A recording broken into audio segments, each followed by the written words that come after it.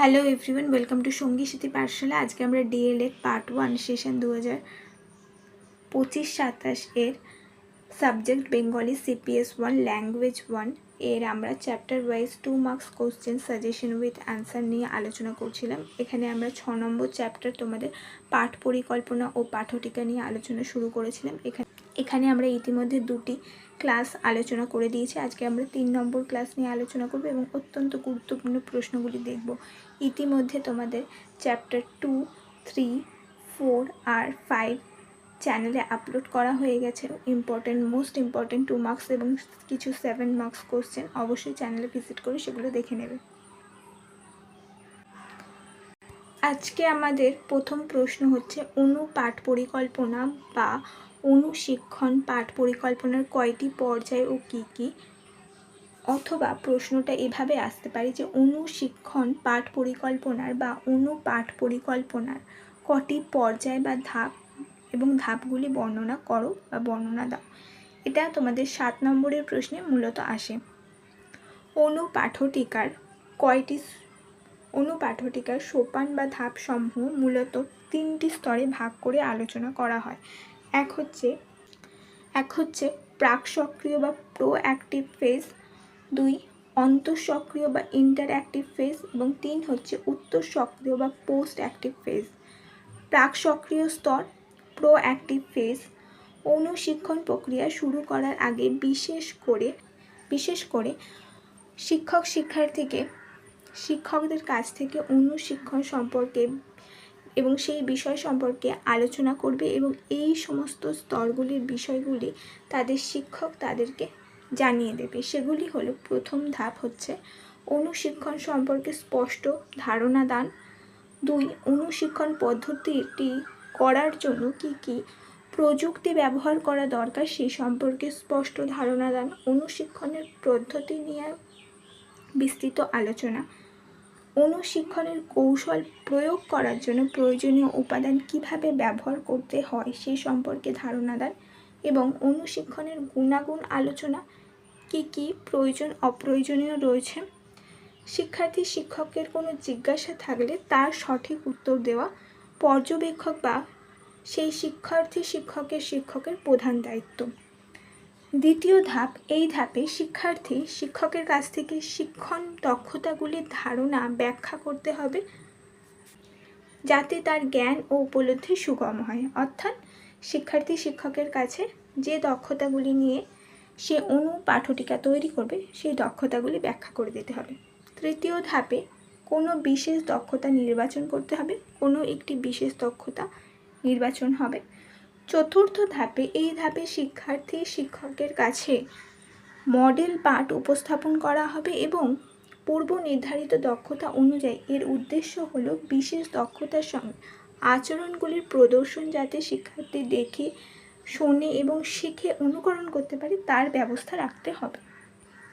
Next হচ্ছে model পাঠ কিভাবে উপস্থাপিত হতে পারে। এক হচ্ছে হ্যান্ডবুক বা সহায়িকা বা চিত্রসহ ব্যাখ্যা, 2 ভিডিও বা টেপ রেকর্ডের দ্বারা ব্যাখ্যা, 3 হচ্ছে অডিও টেপ ইত্যাদি নিয়ে ব্যাখ্যা এবং 4 হচ্ছে সজীব মডেল প্রদর্শন করার মাধ্যমে ব্যাখ্যা অথবা বিশেষজ্ঞ শিক্ষক প্রদর্শনী পাঠ এর ডেমনস্ট্রেশন লেসন উপস্থাপিত করে বিষয়টিকে ব্যাখ্যা দিতে পারে শিক্ষার্থীদের সামনে। পঞ্চম ধাপে, এই ধাপে মডেল পাঠ পর্যবেক্ষণ করা হয়। এই ধাপে যা পড়ানো হয় বা দেখানো ও শোনানো বা পর্যবেক্ষণ করানো হয় সেগুলি শিক্ষার্থীরা বিচার বিশ্লেষণ করে এবং এই স্থানে শিক্ষার্থীদের নিজেদের বিষয়টির মডেল একটি নকশা বা খসড়া দেওয়া হয়। পরের স্তর হচ্ছে অন্তঃসক্রিয় বা ইন্টারঅ্যাক্টিভ ফেজ। এখানে হচ্ছে ষষ্ঠ ধাপে, এই ধাপে শিক্ষার্থী একটি মডেল অনুপাঠটিকা নিজেরা তৈরি করে এবং এই অনুপাঠটিকা ঠিক হলো কিনা তা জানার জন্য কোনো বিশেষজ্ঞ শিক্ষকের পরামর্শ নিতে হয়। প্রয়োজনে সংযোজন, সংশোধন, বিয়োজন করে পরিমার্জিত করে পাঠটিকাটি তৈরি করতে হবে। সপ্তম ধাপ, এই স্তরে শিক্ষার্থীকে শিক্ষণীয় দক্ষতা অনুশীলনের উপযুক্ত সামগ্রীর ব্যবহার করতে হবে। এনসিইআরটি অনুশিক্ষণ মডেল বিকাশের জন্য যে সকল বিষয়গুলির সুপারিশ করা হয়েছে তা হলো: 1 শ্রেণীতে একটি দল থাকবে 5 থেকে 10 জনের। 2, নিজেরা নিজেদের বস্তু বেছে নিতে পারবে যে কোন বিষয় নিয়ে তারা পাঠদান করবে। 3, সময়কাল হবে 6 মিনিট বা 5 থেকে 10 মিনিট। বিশেষজ্ঞ শিক্ষক থাকবেন, সুপারভাইজার বা পর্যবেক্ষক হিসেবে অন্যান্য শিক্ষার্থীরাও সেখানে উপস্থিত থাকবে। এরপরে হচ্ছে 8ম ধাপ। এই ধাপে 6 মিনিট ধরে প্রস্তুত করা পাঠটিকা অনুযায়ী 5 থেকে 10 জন শিক্ষার্থী শিক্ষণীয় দেওয়া বিষয়টি বিশেষজ্ঞ শিক্ষক, পর্যবেক্ষক ও সমবয়সী বন্ধুর দল শিক্ষণটি পর্যবেক্ষণ করবে এবং রেকর্ড করবে এবং সব কিছু ঠিক হয়েছে কিনা সেই বিষয়টি তারা দেখবে এবং যাচাই করবে। 9ম ধাপে শিক্ষার্থী শিক্ষক যে শিক্ষণ প্রদর্শন করে তা আলোচনা, বিশ্লেষণ করা ও তাৎক্ষণিক ফিডব্যাক নেওয়া হয় এবং শিক্ষার্থী শিক্ষক তা শুনে নেয় এবং নোট নেয়। 10ম ধাপ, উক্ত ফিডব্যাকের ভিত্তিতে শিক্ষার্থী শিক্ষক তার পরিকল্পনা পরিমার্জন করে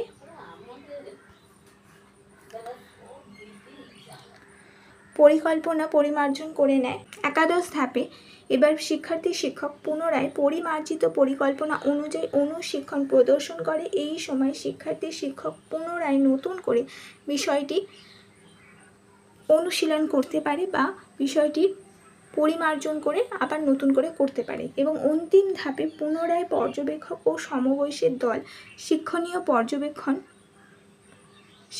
পর্যবেক্ষণ করে এবং ফিডব্যাক দেয়। এখানে আমাদের অনুশিক্ষণ চক্রটি কার্যকর হয়, যেখানে আমরা দেখতে পাই যে পরিকল্পনা করা হয় এবং তারপর অনুশিক্ষণীয় সম্পর্কে ধারণা লাভ হয়। তারপর শিক্ষণ দক্ষতা নিয়ে আলোচনা হয়, শিক্ষণ দক্ষতা নির্বাচন করা হয়, একটি মডেল পাঠ উপস্থাপন অর্থাৎ শিক্ষার্থীদেরকে দেওয়া হয়।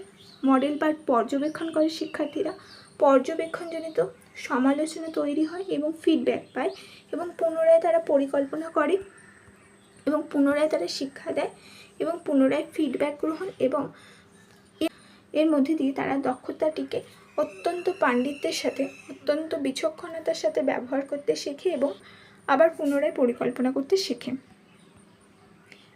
এবং লাস্ট ফেজ হচ্ছে উত্তর সক্রিয় স্তর বা পোস্ট অ্যাক্টিভ ফেজ।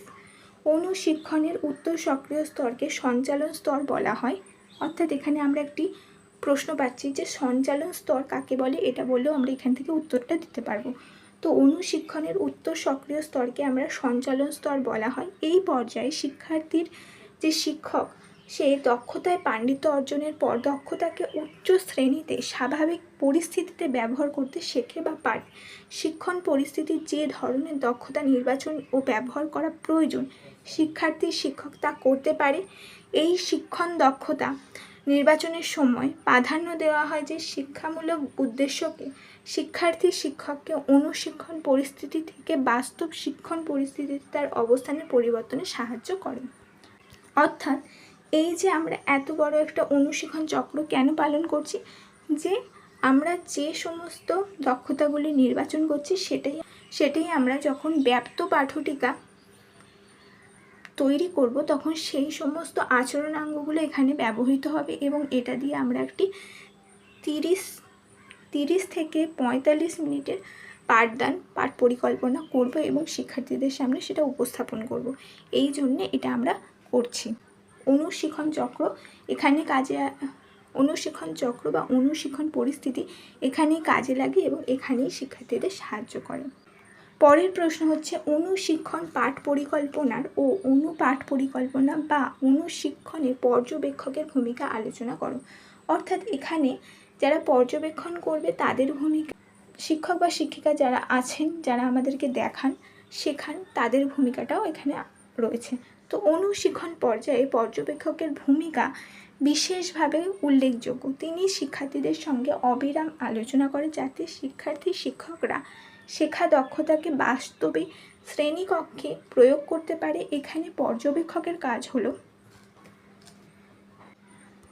হচ্ছে প্রথমে পর্যবেক্ষককে বিশেষ দক্ষতা ভিত্তিক একটি অনুপাঠটিকা তৈরি করতে হবে। 2, অনুপাঠটিকার ভিত্তিতে শিক্ষণ দিতে হবে। 3, এরপর তিনি শিক্ষার্থীদের পাঠদান দিতে বলবে। 4, শিক্ষার্থীদের অনুরূপ একই রকম আরেকটি পাঠটিকা তৈরি করতে বলবেন। এবং নির্মিত পাঠ্যটিকাটিকে শ্রেণীকক্ষে প্রদর্শনের জন্য বলবেন।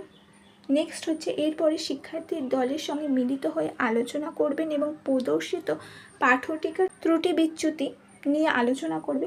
তারপর তাকে মূল্যায়ন তালিকা পেশ করতে হবে এবং নেক্সট হচ্ছে ফিডব্যাকের ব্যবস্থা রাখতে হবে যাতে বিষয়টি আলোচনার পরে বোঝা যায় যে কোথায় কি ভুল ত্রুটি রয়েছে। এই প্রক্রিয়া পর্যায়ক্রমে চলতে থাকবে। এখানে অনুশীলন চক্রের কথা বলা হয়েছে এবং লাস্টে শিক্ষার্থী শিক্ষকের প্রত্যেকটি প্রতিক্রিয়া, প্রত্যেকটি কার্যপ্রণালীর উপর তিনি তীক্ষ্ণ দৃষ্টি রাখবেন। নেক্সট হচ্ছে অনুপাঠ পরিকল্পনা বা অনুশিক্ষণ পাঠ পরিকল্পনার সুবিধাগুলি লেখো। অনুপাঠ পরিকল্পনা বা অনুশিক্ষণ পাঠ পরিকল্পনার বা অনুশিক্ষণের সুবিধাগুলি হলো: 1. অনুশিক্ষণ শিক্ষার্থী শিক্ষকদের শিক্ষণীয় কৌশল আয়ত্ত করতে সাহায্য করে। 2. অনুশিক্ষণ ব্যাপ্ত শিক্ষণের অংশ। ব্যাপ্ত শিক্ষণ সঠিক করতে হলে অনুশিক্ষণ প্রক্রিয়া ভালোভাবে রপ্ত করা দরকার। 3 হচ্ছে শিক্ষণ প্রক্রিয়ার অর্থ ও ধারণা বলে দিতে সাহায্য করে অনুশিক্ষণ। 4 হচ্ছে বিশেষ পর্যবেক্ষণ তালিকা অনুযায়ী অনুশিক্ষণ প্রণালীবদ্ধভাবে নৈর্ব্যক্তিক পর্যবেক্ষণ করা যায়। নেক্সট হচ্ছে অনুশিক্ষণ কোনো বিশেষ বিষয়ে বিশেষ দক্ষতা অর্জনের সহায়তা করে। মানে আলাদা আলাদা দক্ষতা যেহেতু প্র্যাকটিস করা হয়, তো অতি সহজে এক একটি বিষয় আলাদা আলাদা করে শিক্ষণে সাহায্য হয়। নেক্সট হচ্ছে অনুশিক্ষণের তাৎক্ষণিক ফিডব্যাক পাওয়া যায়। পরের পয়েন্ট, শিক্ষার্থী শিক্ষকের ব্যক্তিগত দক্ষতা শনাক্তকরণ ও সেই বিশেষ দক্ষতা বৃদ্ধির উপর জোর দেওয়ার সুযোগ থাকে। নেক্সট হচ্ছে অনুশিক্ষণের মূল উদ্দেশ্য হলো শিক্ষকের আচরণের সংশোধন, পরিমার্জন ও শিক্ষণ প্রক্রিয়ায় মিথস্ক্রিয়ার উন্নতি করা। এর পরের প্রশ্ন হচ্ছে অনুপাঠ পরিকল্পনা বা অনুশিক্ষণ পাঠ পরিকল্পনা অসুবিধাগুলি লেখো। অনুপাঠ পরিকল্পনা বা অনুশিক্ষণ পাঠ পরিকল্পনার অসুবিধাগুলি হলো: 1. অনুশিক্ষণ দক্ষতা ভিত্তিক অর্থাৎ স্কিল বেসড প্রক্রিয়া। এতে বিষয়ের চেয়ে শিক্ষকের নির্দিষ্ট দক্ষতা বৃদ্ধির উপর জোর দেওয়া হয়। 2. এটি একটি ব্যয়বহুল পরিকল্পনা, কারণ এক একটি বিষয়কে আলাদা আলাদা করতে গেলে এক এক রকম জিনিস দরকার হয়। 3 হচ্ছে অনুশিক্ষণ পদ্ধতির জন্য বেশ কয়েকটি যন্ত্রপাতি যেমন অডিও, ভিডিও, ক্যামেরা ইত্যাদির প্রয়োজন থাকে। বারংবার সেটিকে রেকর্ড করে পূর্ববর্তী পাঠদানের থেকে বর্তমানে পাঠদানের উন্নতি হচ্ছে না অবনতি হচ্ছে তা বোঝার জন্য। নেক্সট হচ্ছে অনুশিক্ষণ প্রক্রিয়া পূর্ব পর্যায়ে অনুশীলনের প্রয়োজন হয়। এর জন্য যে সময় দরকার হয় বিদ্যালয়ের রুটিনে নিয়ন্ত্রিত শিক্ষা ব্যবস্থায় তা চালু করা অত্যন্ত কষ্টকর। নেক্সট হচ্ছে অনুশিক্ষণ নিয়ে বিভিন্ন দক্ষতা সংহিতকরণ অত্যন্ত কঠিন কাজ হয়ে ওঠে। লাস্ট হচ্ছে এই পদ্ধতি স্বাভাবিক সময় তালিকার সাথে একত্রিত রাখা যায় না, কারণ একসাথে ক্লাস চলছে তার সাথে অনুপাঠ পরিকল্পনা প্র্যাকটিস হচ্ছে, বেশ সংক্ষিপ্ত হয়ে ওঠে এবং ফলে পাঠ্যটিকা প্র্যাকটিস করতে গিয়ে যে সময়টা ব্যয় হয় সেটা পড়ার কাজে লাগে না। ফলে দেখা যায় যে নানা ধরনের অসুবিধা থাকলেও বর্তমানে শিক্ষা ব্যবস্থায় অনুশিক্ষণের একটি গুরুত্বপূর্ণ ভূমিকা আছে। সারা পৃথিবীতে এই পদ্ধতি ব্যাপক জনপ্রিয়তা অর্জন করেছে এবং এটি শিক্ষককে বিভিন্ন আচরণাঙ্গ, বিভিন্ন দক্ষতা শেখাতে এবং নিজেদের যে শিক্ষণ কৌশল ও দক্ষতাকে উন্নত করতে বিশেষভাবে সাহায্য করে। নেক্সট প্রশ্ন হচ্ছে পটুত্ব কাকে বলে? পটুত্ব বলতে বোঝায় কোনো কাজ দক্ষতা, নিপুণতা ও সঠিকভাবে সম্পাদন করার ক্ষমতা, অর্থাৎ অনুশীলন ও অভিজ্ঞতার মাধ্যমে কোনো কাজে পারদর্শী হয়ে বিষয়টিকে দক্ষতায় পরিণত করাকেই পটুত্ব বলা হয়। অর্থাৎ পটুত্ব হচ্ছে দক্ষতার একটি সমার্থক হিসাবে প্রচলিত হতে পারে। নেক্সট হচ্ছে পশ্চিমবঙ্গের প্রাথমিক শিক্ষা পর্ষদের ডিএলএড এর সিলেবাসে অনুপাঠ্যটিকার কয়টি স্কিল বা দক্ষতা বা পটুত্ব আছে ও কী কী? যে পশ্চিমবঙ্গ প্রাথমিক শিক্ষা পর্ষদের ডিএলএড এর সিলেবাসে অনুপাঠ্যটিকার মোট 5টি স্কিল, দক্ষতা বা পটুত্ব আছে। 1 হচ্ছে সমন্বয় সাধন দক্ষতা, অর্থাৎ skill of integrating knowledge and experience. Next হচ্ছে শিশু কেন্দ্রিক শিক্ষণ পরিচালন দক্ষতা, skill of facilitating child centric learning. Next হচ্ছে 3 নম্বর, শিক্ষার্থীকে প্রশ্ন করতে উৎসাহী করার দক্ষতা, skill of encouraging learner two enquire. 4 নম্বর হচ্ছে শিক্ষার্থীর পর্যবেক্ষণ করার ক্ষমতা বিকাশের স্তর বা দক্ষতা, skill of developing observation in learners. এবং লাস্ট হচ্ছে শিক্ষণ পরিস্থিতির সঙ্গে কৃতকলা শিল্পের সংযোগ সাধনের দক্ষতা, অর্থাৎ skill of integrating performing art with the learning situation. Next প্রশ্ন হচ্ছে আচরণাঙ্গ কাকে বলে? আচরণাঙ্গ বলতে পাঠ পরিকল্পনা বা পাঠ্যটিকায় শিক্ষার্থীদের মধ্যে যে নির্দিষ্ট আচরণগত পরিবর্তন ঘটানোর লক্ষ্য নির্ধারণ করা হয় তাকে বোঝায়। অর্থাৎ পাঠ শেষে শিক্ষার্থী কি জানবে, কি বুঝবে, কি করতে পারবে, সেই প্রত্যাশিত আচরণই হলো আচরণাঙ্গ।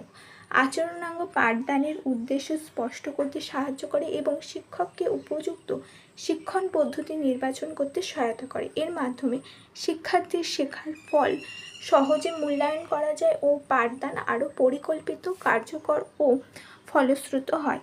তাই মূলত শিক্ষকরা পাঠ্যটিকা তৈরির ক্ষেত্রে আচরণাঙ্গ ব্যবহার করেন।